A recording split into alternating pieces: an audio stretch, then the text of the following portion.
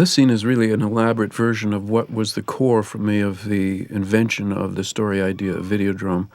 As a kid, we had a television set with an antenna that rotated, and you could rotate it from inside your house. And when the major channels would go off the air, you could rotate it and pick up strange other channels from smaller cities around, from across the border in Buffalo and so on.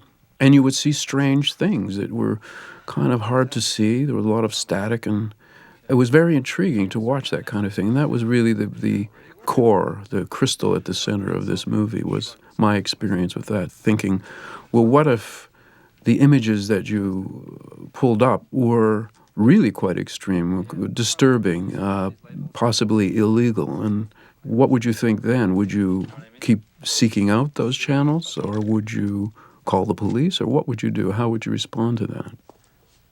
I was interested in this movie, of course, in following through on what people had said about some of my earlier movies, that is, that seeing movies that contain violent imagery might perhaps make people violent, more susceptible to violence. And I thought, well, let's play devil's advocate, my own devil's advocate in this movie, and say, well, let's say that that's true. Let's say that there is a form of television that involves violent sexual imagery that does make people violent. Of course, I'm stacking the deck against myself here because, as we later find out, the program Videodrome is designed to induce violent behavior in people, so it is a bit of a self-fulfilling prophecy, but I was willing to play with these concepts and see where they led.